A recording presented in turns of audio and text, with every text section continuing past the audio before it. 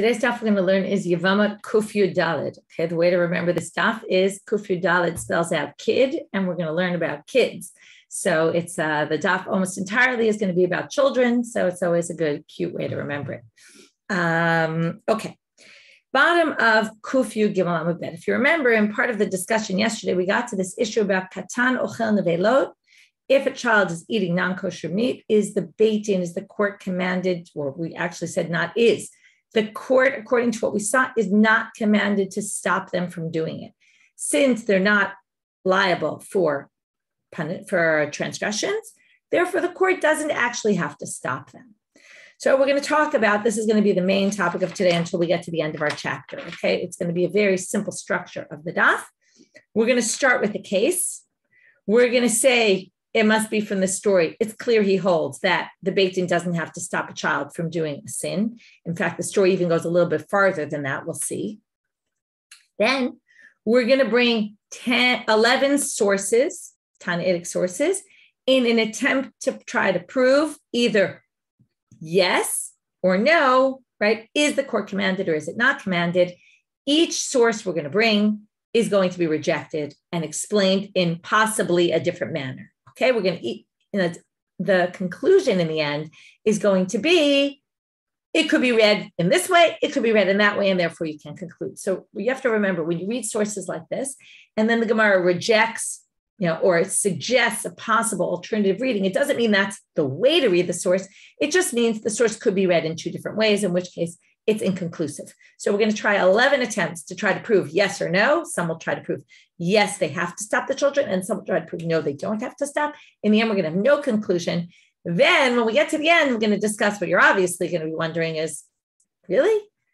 Do we really think this? First of all, do we hold this way? The court doesn't have to stop. And what about, I see already in the chat, Becky, you're writing, what about chinuch, right? You're supposed to educate children to do mitzvot, and right? So we're going to talk about that at the end. And then we'll start our next chapter, which is going to start, the next two chapters are all about aguna issues. Okay, fascinating way to end the Masechet, very appropriate. We've dealt with it here and there, and now we're going to deal with it more so, a woman goes abroad and then claims her husband died. Do we believe her? Under what circumstances, etc.? So let's start. Rav Yitzchak bar Bisana.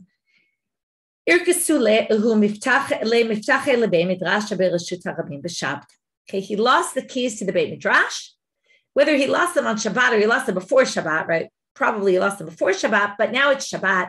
And it doesn't really say that they found them, but the point is they find the keys in the public domain on Shabbat. And now we can't get the Beit Midrash open because the keys are in the public domain and you can't carry in the public domain.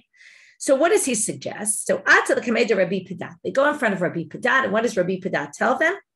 Amar le, zil debar tale v'talia, go find children, vili ta'ilu hatam, and send them to go hang out there, play there, walk there, whatever it might be. Right? What do? You're going to send the kids to the street there. They're going to walk right by. They're going to see these keys. They're going to say, oh, here are the keys to the Beit Midrash, or they're going to not know they're for the Beit Midrash, but they're going to find keys, say, look what I found, right? Kids like to pick everything up. So they'll likely pick them up, and great, you've resolved your situation.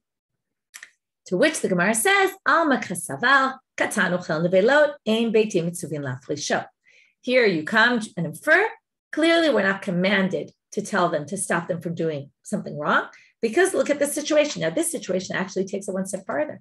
Not only do we not have to stop them, but we can even sort of maneuver a situation that we might actually cause them to do, which is much more extreme, right? To even be able to do that. The Gemara doesn't relate to this at all, even though it's very interesting. And in the sense, they're creating a situation where we're anticipating. Now, obviously, kids have their own, right? We don't know that we didn't tell them, go pick up the keys. That would be obviously too far. But we could create a situation where we're expecting that's probably going to happen. So now we're going to start with our list of sources. Lema Meseale. Perhaps this source can support it, can support this decision of Rabbi Padat. Lo yomar adam l'tinok haveli mafteach haveli chotan. You can't tell a child, go bring me my key, go bring me my signet ring. Ela minichot tolesh minichot zorek. This is a little bit strange. You would have expected, but you can leave it there and he can carry it. Instead, they start talking about other things a child could do, like leave him right near your your fruits that you want picked off your tree, and he'll pick them. Or you leave him and he'll throw it to you. And even though he's in the public domain and you're in the private domain, and that's okay, because as long as you let him do it on his own or her do it on her own, it's fine. So what is Abaye? So here you see, clearly you don't have to stop them. So so that's a question. Can you use a fruit that they picked on Shabbos? That's a really good question. It seems like you probably can't, because that would be muktzah. It wasn't ready before Shabbat. I can't imagine you could use it. But if he's doing it, the assumption is the child picks the apple and eats it himself. You don't have to stop him from doing it. Okay, you wouldn't be able to eat that apple, but you could leave him to do it. Okay, we're going to see this in a lot of other cases as well. So Amar Abaye, this doesn't prove anything. Why not? You could say that all these cases are where he picks something not from a tree, but from a plant that was not attached to the ground and it had no holes in the planter, right? I have on my windowsill some fresh mint and the child picked the mint. I can kind of put the child near the mint and then he'll take the mint and he'll eat it. That I can leave him near there. And if he does it, he does it. That's his issue. And then it's only rabbinic and it's not d'oraita. If it's d'oraita, and then again, this is just an alternative way to read it. If it's Torah law, then it doesn't teach us anything because, if it's rabbinic law, then Torah law, theoretically, we wouldn't be allowed to, which would then mean you really do have to stop them from doing things that are forbidden by Torah law. What's the zorek? Isn't zorek from public domain to private domain or within the public domain for amot? No, it's bekarmelit de rabbanan. I'm not going to go back get into all the definitions of bekarmelit, but if you remember from Eruvin, it's in between a private and a public domain. So the rabbis forbade it. It's like a big space, but it's not exactly public, but it's also not private. Tashma. Nochri sheba lechabot ein omrim lo kabeh v'al techabeh. Okay. This we've learned already in Masechet Shabbat. We have a case where there's a fire. You're not allowed to put out a fire on Shabbat if there's no danger to people, right? Pikuach nefesh. If it's pikuach nefesh, obviously you can put out a fire. Most fires are potentially pikuach nefesh. But if for some reason, if it's a contained fire that's not pikuach nefesh, you can't put it out. Let's say a Gentile comes along and starts putting out your fire. Ein omrim lo kabeh. Let's say he walks by. You don't say, go put out my fire. You can't do that. That's what we call a mira la'akum. You're not allowed to tell a non-Jew to do work for you on Shabbat. But you also don't have to say, al techabeh. You also shouldn't say, don't put out my fire at Shabbat. I'm not allowed to put out fires. Because, right? We're not commanded to stop Gentiles from doing work on Shabbat. That's fine. However, katana ba'lichbot, omrim lo, but if a minor comes, now this source is going to seem to prove the opposite. You have to tell him, don't put it out, because we're commanded for them to rest on Shabbat as well. So this would seem to say we are commanded to tell children not to do transgressions. Remember, this is Rabbi Yochanan, keep this in mind. That's when the child is to put out. Now, how many of us know that, right? How many times have we seen this? Children try to please their parents. That's what they do. They do a lot of things because they know it will make their parents happy. They also do a lot of things not knowing they're not going to make their parents happy with it, but they also often, right, deep down, everyone says, right, children want to please their parents. They want to do that, right? Maybe until they become teenagers, as Art says, right? Anyway, there's this idea that if the child is putting out the fire, he probably is doing it or she is doing it because she knows this is what the parent wants. So that's different. Then you have to tell them stop because they're doing it for you. That's different than doing it because they want to eat nevela, non-kosher food, right? Or they want to pick this mint so they can eat it themselves or whatever it might be. So that's not what we're talking about. So then they say, wait a minute. If you're going to say that the child's doing it for the sake of the Jew, then you have to say the same thing for the Gentiles. So wait a minute. If that's the case, a Gentile can't do malacha for you personally. You're not allowed to benefit from malacha. A Gentile does only for you. So if the child's doing it for you, then we assume the Gentile's doing it for you because they're just, the difference is Gentile child, not what their intent is. So how could it possibly be permitted? To which they say, no. Even if the Gentile is doing it for you, they're really doing it out of their own self-interest. Maybe they're doing it for you so that you'll do them a favor later. And then that becomes, is fascinating, right? If someone's doing something for you, right? What is there such a thing as true altruism, right? They're really maybe only doing it for themselves. And then it's okay because they're really doing it to benefit themselves ultimately. So that's not considered doing it for you. Whereas when a child does it for you, they're really doing it for you. It's true, it's like self-interest somewhat, but it's not the same thing as that. Okay, a child's really doing it because they really want to please their parents. So this source is inconclusive again. Source number 3, Tashma. Let's learn from here. Ben Chaver. Okay, remember Chaver, Ama'aretz. Chaverim are people who keep laws of, number 1, taking Truma and Maslot, all the tithes, and number 2, Tuma and Tara, keeping all the laws of purity and impurity.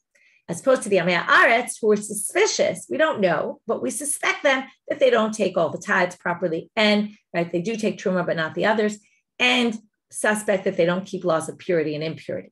So the first source is going to relate to Truma and Maslot, and the second one is going to relate to purity and impurity. So the son of a Chaver, Shiragil Lelech Etzel Avi Imo Ama'aretz. Okay, his mother's father, his maternal grandfather, is an Ama'aretz, and he often goes to his house. Okay, we don't have to worry that he's going to end up while he's there eating fruits or vegetables, produce that what Truma and Maslot weren't taken from. If he comes home and the grandfather gave him some food, or maybe the wife of the grandfather, either way, gave him food to take home, and he comes home with the fruit in his hands, and zakuklo. You don't have to stop him from eating them and say, wait, let's take Truma and Maslot just in case. So here you see again, right? It's fine. You don't have to stop the child from, right? This is the opposite of the previous source. This would indicate you don't have to stop a child from doing a sin. Amar Yochanan b'demai hikiru. He says, no. When it comes to demai, we're lenient. Okay, demai, why? Because we learned already. Maybe they do take Truma and Maslot. This is just, we're unsure. So when it comes, if it was me, I'd have to deal with it. But if it's a katan, we just leave it. Worst case, he eats, but it's only worst case. We don't really know for sure. So now they say, wait a minute. Now, remember, this is Rabbi Yochanan also, okay? This is why I said before, remember the previous one was Rabbi Yochanan, this one also. So now they say, 1 minute. According to you then, Elatama did demai. According to Rabbi Yochanan said, it's only because it was demai. Havadai, let's say you knew for sure they didn't take Truma and Maslot. Baila sule, then you would need to take Truma and Maslot. You wouldn't be able to allow this child to do it. V'hama Rabbi Yochanan ba'osel dat aviv. But Rabbi Yochanan in the previous case said, it's only going to be when the child's doing it for the parent that you have to stop the child. But if the child's doing it for their own sake, you don't have to stop them. Right now, Rabbi Yochanan just said, again, inferred from his statement is, if it's for sure a sin, then you have to stop him, only because it's unsure, because we're unsure. To which they answer, good answer here, and this is kind of said this at the beginning of today's class, which is, Rabbi Yochanan sipuke mesapkale. He doesn't really know, but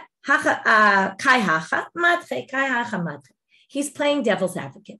In each situation, right, each of these two sources were trying to prove the opposite, right? One was trying to prove you are commanded to stop him, and the other was trying to prove you aren't commanded to stop him. So each time Rabbi Yochanan is only suggesting a possible alternative reading. It doesn't mean that the two readings of Rabbi Yochanan in the end have to work together with each other, because he's just saying this source could be read this way or that way. This source could be read this way or that way. He's not concluding anything halachically. He's just rereading the source in different manners. So those two statements of Rabbi Yochanan don't have to work together. Okay. Source number 4, Tashma, Ben Chaver, another case with a Ben Chaver, similar situation, except that he's a Ben Chaver Kohen.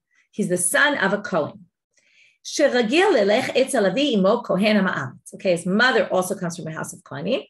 The difference between his mother and his father's household is his mother's parents were Amei Haaretz. They don't keep laws of purity and impurity properly, or at least we don't know for sure. You don't have to worry that when they go to the grandfather's house, they're going to eat impure truma. If the kid comes home with produce, food, fruits and vegetables from the grandparents' house, and zakukla, you don't have to stop him from eating them or her and say, take Truma and Maslot first. To which they answer, but Truma d'Rabbanan. You could explain that whole source is talking about Truma d'Rabbanan, only rabbinic Truma, right? There's certain things like if it grows in a pot, right, not from the ground with a hole, right, then it's only truma midrabban. So maybe that's the situation. But if it was d'oraita, of course you'd have to stop him, in which case, again, we can't prove either which way because you could read it both ways. Tashma, source 5. Yonek tinok. Okay, this is a bit of a weird case. We have a child who needs, in light of the formula crisis in America, I don't know if it's still going on, but I know it was a few weeks ago. Let's say the baby has nothing to eat. The mother has no milk. There's no formula. There's no, right, in those days anyway, they didn't have formula. So the child needs to nurse from, there's no Jews around for whatever reason, either. And there's no kosher animals around. So, Yonek tinok v'holech, the child can nurse and continue to nurse, minochlit, from a Gentile woman, umi behemat me'ah, and from a non-kosher animal. Ve'en choshashim b'yonek sheketz. And you don't have to worry, they're eating from something despicable. The issue with the kosher animal is a lot different than the issue with the Gentile. The Gentile, it just seems wrong. And they even learned it from Moshe Rabbeinu that, right, they got the mother to nurse Moshe Rabbeinu. That whole story there, again, it was because she didn't have milk, paro. But anyway, they somehow also seem to derive. It just seems not the right thing to do. But if the child needs it, they can do it. The behemat me'ah is more strange, right? Like pig's milk. It would be weird to nurse from a pig, right? Pig is not kosher. We don't eat pig's milk. So why would that be okay? You don't have to worry about it. You shouldn't feed him nevela, trefot, shkatzim u'remasim, right? Non-kosher meat and food that's not kosher, but you can milk. And not only that, but there's a further problem with nursing. Mikulam yonek mehen, the baby's allowed to nurse from this Gentile, from a non-kosher animal, va'afilu b'Shabbat, and even on Shabbat. What's the issue on Shabbat? Generally, nursing theoretically is a bit of a problem because it's a tolada of dash. Dash is when you separate the wheat from the chaff. You take something out from within something. So nursing is similar. You take milk out from, it's kind of protected in something else. Same thing as juicing, lemons, and things like that. Again, I'm not going to get into lemons. We've talked about them before. It's different ways they can and can't be done, and there's different opinions about it. But all these cases have something coming out of something else. It's called mifarek. It's a tolada of dash. Dash is the separating the wheat from the chaff. And the mifarek is taking something out of somewhere where it's collected in there. So generally we allow it because, babies need to eat, and we allow it because it's also done in a different manner than mifarek is done, which is either by hand or with a utensil or something. This is done with their mouths, so it's a little bit different. So now they're saying even on Shabbat, there's no issue here. Now, it seems weird to think there would be an issue. Obviously, babies can nurse, but they're adding this in as a possible additional issue.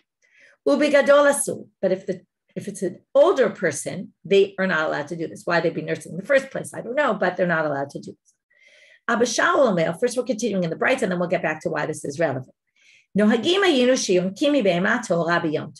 generally, customarily, we would do, right? We would allow yinika, nursing from a kosher animal on Yom Tov.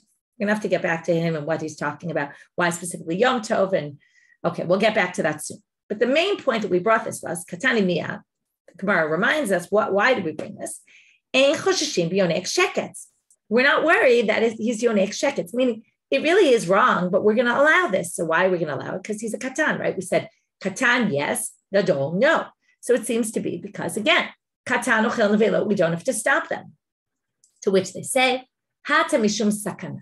This is dangerous. If a baby can't nurse, right? There's no formula, there's no mother to nurse. We're stuck. This is a dangerous situation. So which they say, ihachi gadol nami. Well, then an older person also, if you're saying it's danger, then it's danger. This is called pikuach nefesh. It overrides anything.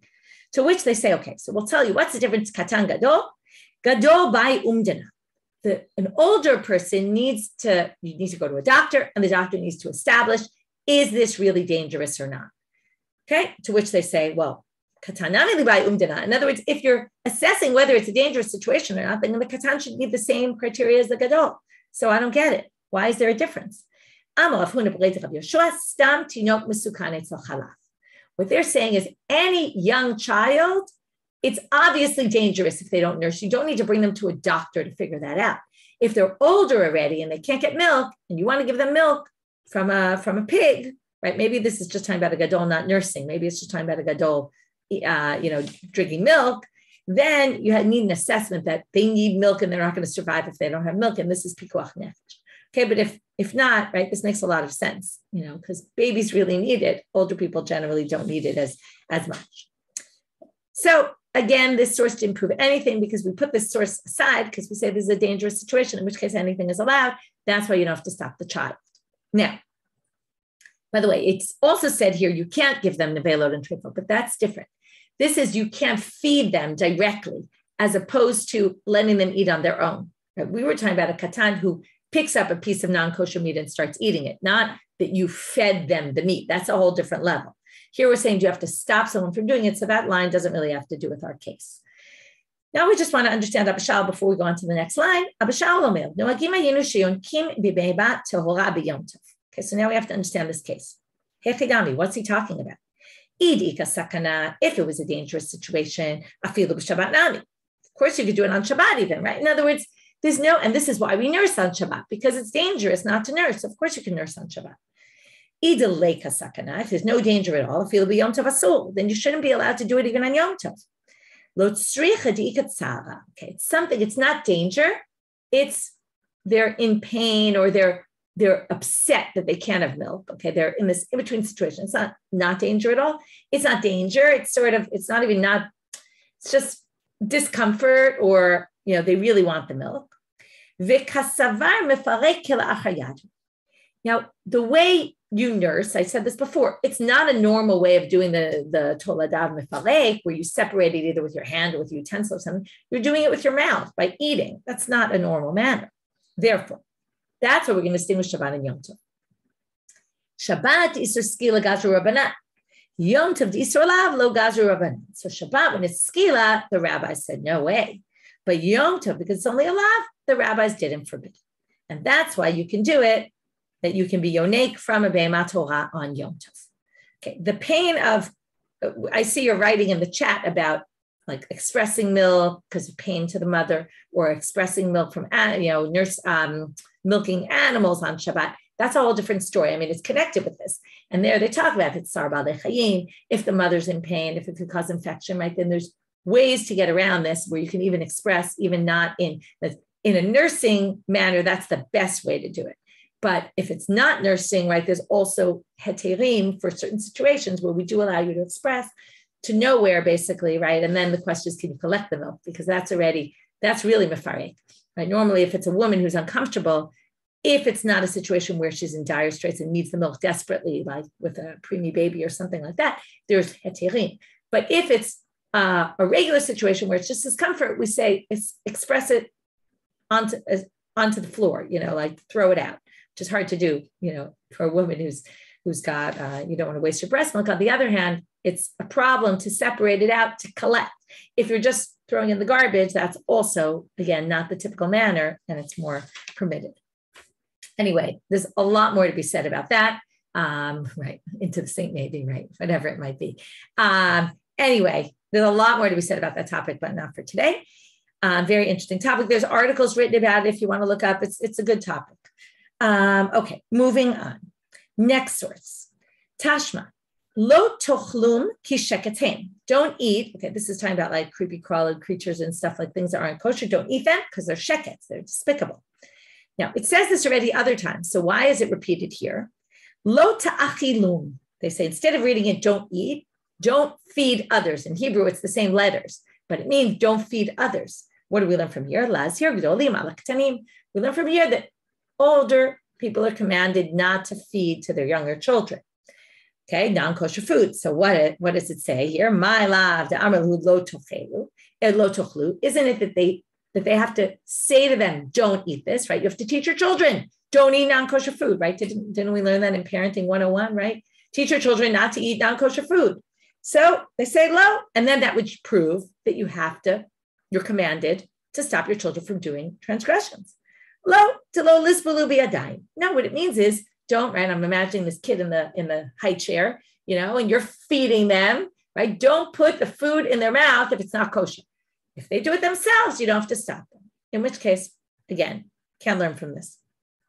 Tashma, we're going to have the same thing with the next two sources. Exact same idea with a different transgression.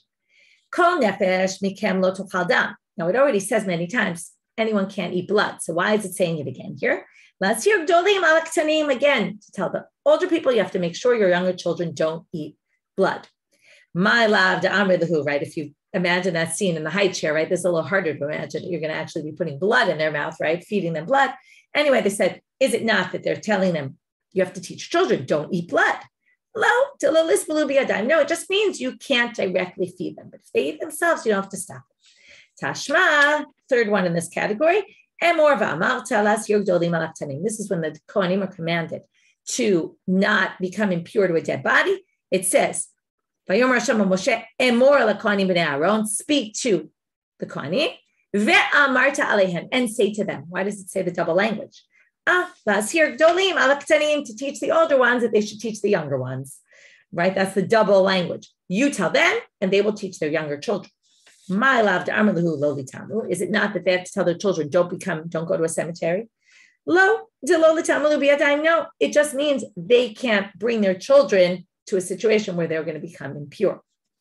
Okay, so now, again, these three sources could be read as the older ones are commanded on the younger ones, or it could be just saying, well, they're commanded not to actually do it to them, but not necessarily that they're commanded to stop them if they do it. Either which way, why do we need three things telling us all the same thing, right? It seems to be the same law, right? The same concept. So they say, well, we're going to have one of those, if you have one, you wouldn't have learned two. If you had two, you wouldn't have learned one. If you have one and two, you wouldn't have learned three. So, and if you had three, you wouldn't have learned one and two. Shkatzim are forbidden, or actually tameh, in the size of an adasha, lentil, very, very small size. So because of that, you might have been more strict with shkatzim, but with creepy crawlers. But dam, the adika revi, dam, you're only forbidden at a revi. That's already a much larger amount. Emalot, you might have thought, no, right? A revi is a quarter of a log. It's a volume measurement. V'yesh, right? So you might have thought shkatzim are more strict. That's why the older ones are commanded on the younger ones. But blood, maybe not. The Yasmin Dam, what if you just have blood? You would have said, well, if you look at blood in a certain way, well, it's more strict than shratzim. Why? Because di'ika karet. It's an isur karet to eat the blood. Aval shratzi, right? Meaning you're liable, you get the punishment of karet, which is very serious. Aval shratzim emalo. Shratzim is just a regular lotase, a negative commandment. You might have thought not. Yasmin and Hanek Tartin, Mishum Disuran Shaveh B'Kol. What's unique about those two things? It's different from the Kohen. Those things apply to all Jews. So maybe we'd be stricter. You have to tell the children. But things that are only for Kohanim, maybe not. And you can flip that logic on its head right now. You could say Kohanim Shani, Mishum Deriba Bahem Mitzvot Yiterot. We've seen this before also. Kohanim have so many extra mitzvot, which shows that we have to be extra strict with Kohanim. So maybe specifically Kohanim, you'd have to tell their children and tell the children not to do it. But when it comes to everybody else, maybe, when it's shratzim and dam, maybe there's no commandment to tell kids. And that's why it's true. That's why we needed all of these cases. Okay. Sources number 9, 10, and 11 are also a threesome. They're a different threesome. Okay. For this, there's a presentation. I'm not going to show it because we already saw the same pictures twice already the last few days. So I'm not going to show it again, but we're going to go through. And sometimes I think not focusing on the details of the presentation might help us zoom out a little and understand the issues better. Okay, this is it for these three cases. We're going to see them. We're finished with them. Maybe this last third time will help kind of solidify the concepts. Review is always good. Tashma. Okay, again, say things simply. The women are fine. The men, one is fine, one is a deaf mute. So now, so again, the cheresh is only married to his wife on a rabbinic level. The pikach is married to the pikachat. Right? The two competent people are married on a Torah level. So if the deaf person dies, bala pikachat, now remember, the two women are sisters. So when his wife falls to yibum to the pikach who's married to her sister, the pikachat, maya se pikach bal pikachat, right? The wife is exempt because it's a rayot. She was only married on a rabbinic level, and her sister right now is married on a Torah level to the brother, to the Yabam. Of course she's exempt because he can't marry two sisters. But, and this is the important one, for our purposes today, pikach bal pikachat. But if the one who was married on a Torah level dies, and now there's Yibum on a Torah level, while he's married to her sister only on a rabbinic level, So what does the deaf man do? He has to divorce his wife. Why? Because his wife, he has to marry his wife's sister. There's Zika of the sister, and he can't stay married to this wife on a rabbinic level when he has a Doraita, a Torah level Zika to the sister. This is this bad situation where the wife, though, of his brother can't do Yibum. She can't do Chalitza. That's easy because he's a Cheresh. A Cheresh can't do Chalitza. She can't do Yibum because on a rabbinic level, he was married to her sister. So now, what does this have to do with our case? Remember, Cheresh Ilaim is not obligated in mitzvot. So therefore, they should be like the Katan, which means if they want to do something in a forbidden manner, we should just let them do it. We shouldn't stop them necessarily. So, why do we force him to divorce his wife? She should just stay married to him. What's the difference? He's like a katan that eats nevela. He's doing something wrong. He's staying married to a woman who's only married to on a rabbinic level. When the sister, he's supposed to do Yazika to the sister on a Torah level, he should just stay married to her. And then, by the way, right, theoretically, he could then, no, right, I guess it wouldn't help the other wife. But the point is, why not just leave it, right? Why do we force him to do something? I thought the Beit Din doesn't force people who aren't liable for mitzvah. To which the Gemara answers, well, there's two people here. There's her issue as well. She's a pikachat. She's commanded not to do transgressions. Mishu misura dida. She can't stay married to the deaf person, to the deaf man, because her sister is Chayiv Yibum on a Torah level, and she's only married on a rabbinic level. So it's her, because of her issue, we force him to divorce her. And now we're going to have the exact case, but the reverse. And we're going to say the same answer where she's the Chereshet, he's fine. And again, why is he going to divorce her? Isn't it her issue? To which they're going to say it's his issue as well. And he's a pikach. He's commanded. So the second one's going to be the same idea, just the reverse case. Tashma, shnei pikchim. So both brothers are pikchim. They're both competent. Nisuin shtei achayot, echad pikacha ve'echad chereshet. Two sisters. One is a pikacha, but one is deaf mute. Mate pikach bal chereshet.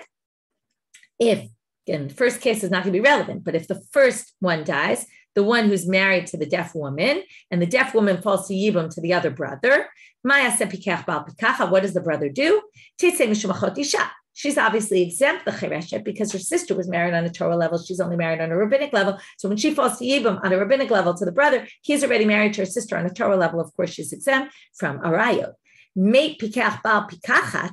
But if the other brother dies, and now the marriage, there's Yibum on a Torah level to the Chereshet, to the husband of the Chereshet, and she's only married on a rabbinic level. So again, she has to get divorced, right? He has to divorce the deaf mute because she was only married on a rabbinic level, and now he's supposed to marry her sister on a Torah level. And he can do chalitza to the other wife. He can't do yibum because he was married on a rabbinic level to her sister, but he can do chalitza because he's a pikach and she's a pikachat, so there's no problem. Again, what's the question? The same as before. Why does he have to divorce his wife? Let her stay married to him. Right? So what if she's got an issue of achot zkukato of her sister? In the end, she's not even commanded a mitzvot, so why do we have to stop her from doing the sin? Again, mishum isur didei, because it's his issue also. It's both their issues.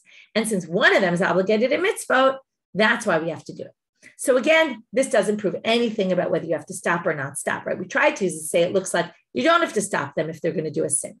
I'm sorry, you do have to stop them if they're going to do a sin, because look, we make them get a get. To which they say, no, it doesn't necessarily prove that because there's two people. The third case is going to have where he's a cheresh and she's a chereshet, and neither of them are obligated. So then we're going to have more of a question. So it's again the same issue, and now we're on the very last source till we get to the next chapter. So we have a pikach married to a pikachat, cheresh married to a chereshet. Now you see where we're going to have a case where they're both deaf mutes. Again, if it's the deaf woman who falls to Yibum, obviously we're going to end up with she's exempt because her sister's married already on a Torah level to the Yabam. But if the competent one dies, Again, motzi et ishto beget because of achot zkukato, because he has to do yibum with her sister, and he's only married to her on a rabbinic level. He has to divorce her. And this is that case where the sister is forbidden, right? The other wife can't ever do anything. She's stuck because she can't do yibum, she can't do chalitza. He's deaf, so he can't do chalitza, and he was married to her sister on a rabbinic level, so she can't do yibum. Now here, there's no isser for him. There's no isser for her. And yet we insist they get a get. This seems to indicate they do get involved. Katanu chel nevelo, you would stop them. Katani motzi et ishto beget. It tells you have to divorce her. So Amar Rav Shmaya comes in and explains, Gzera, mishum gzerat hatarat yivama l'shuk. Okay, let's look in Rashi for a minute. What does this mean? Di'i amrinan, the last Rashi before we get to the Gemara, it's on the second line of our daf, even though we're at the bottom here, but it's the second line in Rashi. He obviously didn't have a lot to say before. Di'i amrinan, tetiv chareshet gabe cheresh. If we let her stay married, lo yadi inish detama mishum katanu chal nevelotu. They might not have thought it's because of katanu chal nevelo. What would they have thought? Savre de kiddushin dida dachulu lezika de pikachat achota. Ve'ein bo'el achot zkukato. Hachagati l'mishra al achota l'shuk kishar achot isha sheptuar min hachalitza. We're worried that they'll think that the sister is exempt from yibum. Because they'll see, right? They'll think, right? Now, remember, the sister's not exempt. But what will they see? That she stays married. They'll assume that her marriage overrides, right? The achot is not obligated in yibum, and they'll let her get married, and that for sure not. So because of the concern of that, we don't allow them to stay married. It's only because of what might come from that. And it has nothing to do with katanu chel nevelo. Really, maybe mishum katanu chel nevelo, we would have let them stay married. With that, hadran al cheresh, we finished this chapter. Okay, so now we end up with this issue that we can't prove either which way about katanu chel nevelo. So where does that leave us? Right, it's a fascinating topic. What's the halacha? So there's a debate among the commentaries. Okay, do we hold this way or not? Number one. Okay. Number two, does this apply also to parents, or is it just the court? Okay, you talked about din chinuch. So some separate and say the courts are commanded to prevent people from sinning. The parents are commanded to educate their children. So there you have a distinction.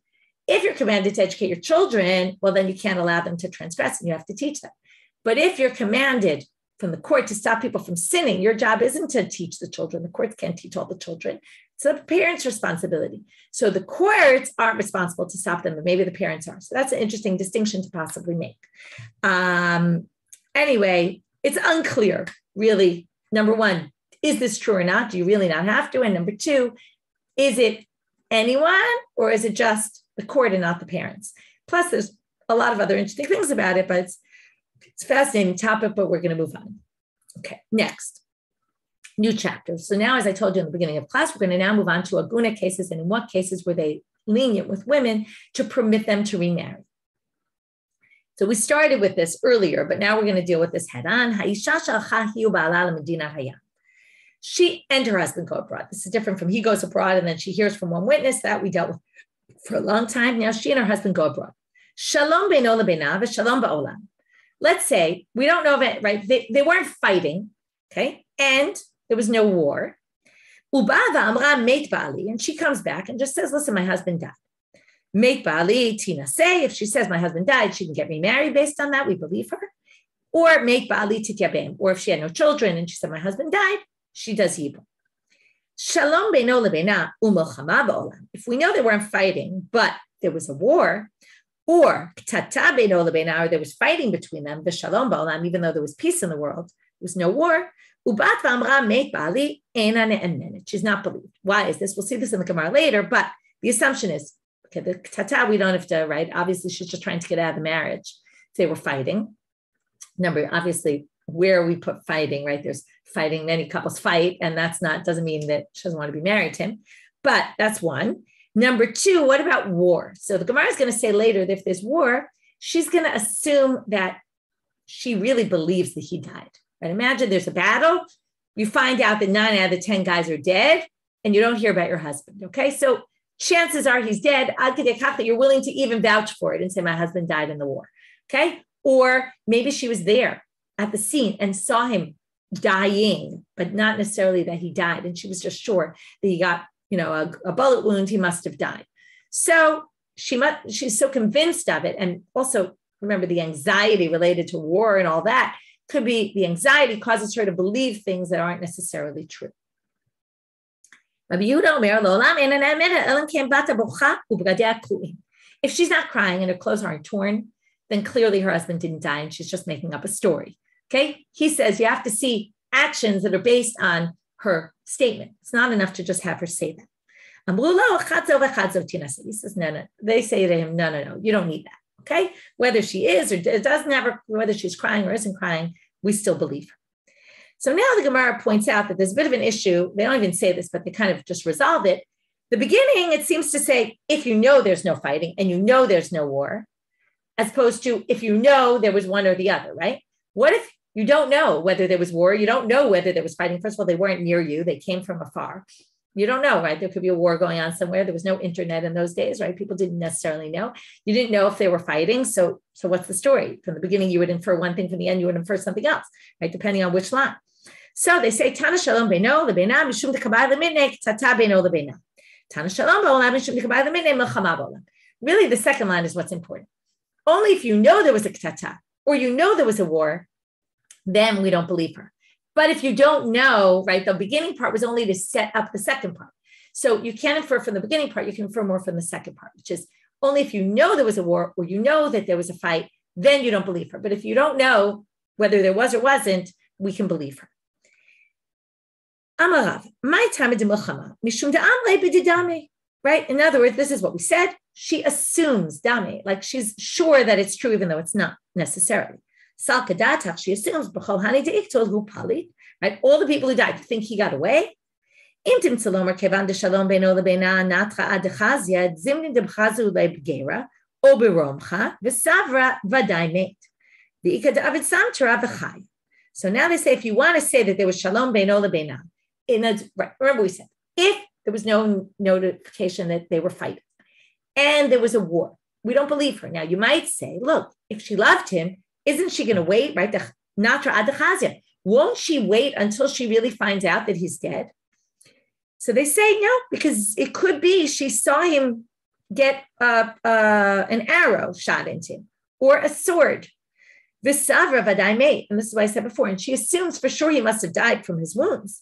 But you could have it samtra v'chaya. But the truth is, sometimes they could heal those wounds. Those wounds could heal. Someone could apply a bandage and fix them, and they could actually survive. And yes, I see you're saying it sounds like 9/11, right? It doesn't even need to be said. It's totally obvious. And wait till we get to, really, it sounds like 9/11. Hold off. So we'll get there. Savarava Lememar. Now we're going to start comparing other situations. Are they like war? Ra'avon eino k'milchama. She says he died of famine. It's not like war. Because generally people won't say, they'll only really say he died if they saw him die. But Hadar Amarava, but then he changed his mind, and we'll see why. It is like war. There was a woman who came before him. Husband died of famine. Amarla, he wanted to check her a little. So he said, good that you left that place where there was a famine. You must assume if you would have stayed there, there's no way you would have survived. To which she answers, she says to him, you also know that if I had stayed there, there's no way I would have survived, which then shows that it's very likely that she left her husband and just was so sure that he must have died because she left him still alive, just convinced that since there was no food there was no way he was going to survive. In which case he realized, Hadar Marava, then he said, not only is Ra'avon like Milchama, but Ra'avon Gri'ami Milchama. It's even more strict, okay? Because he saw this actually, and he said, wow, I'm really worried people are going to lie in this case. But in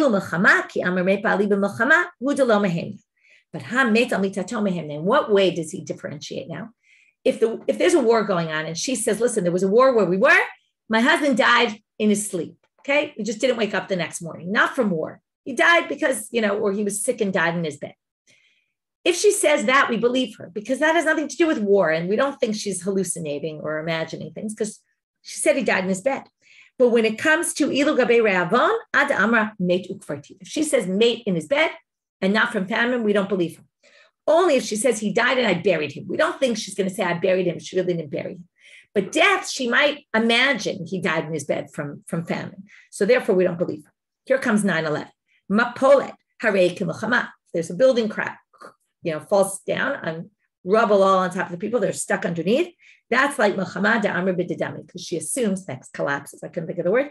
If the building collapsed, then she says bididami. It's as if, right? She can imagine he died, but even though she doesn't necessarily have proof. There's snakes and scorpions in an area. That's like Muhammad Amr bididami, because we think she might be, imagining it. Devel Amra laharei kimuchama ba'amr la'ina kimuchama. There's a machloket about dever when there's a plague among the animals. Dever, right, when there's a plague, not among the animals, there's a plague in general. A plague, how do we treat this? Either like Muhammad or not Muhammad. Right, this is already more like we know from plagues. So now, some people say it's like one, some people say it's not. Why? So Muhammad, we could see, because again, it's a plague. Many people get sick with the plague and then they just die from it. But some people say not. The samche ad amre inashe shev shnin have motana v'inish below shnei lo azim.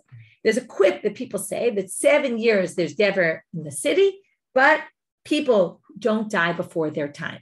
Now, whether this is true or not true, most people don't say this is necessarily true, that people don't die before their time. Sometimes it does happen. But since people say this, there's this concept here that people believe that you don't necessarily die from dever, because it could be the 7 years in the city and you don't necessarily die. So from there, we learn that it doesn't necessarily, people won't necessarily just assume because you have this plague, you will die. Okay, so we're going to end here for today. I just want to check one thing about this dever. Dever. Yeah, it's just a regular magefa. Okay. Tov. So with this, we'll finish for today. Wishing everybody a Chodesh Tov, and we will meet up tomorrow and continue with this very interesting topic. Have a great day, everyone.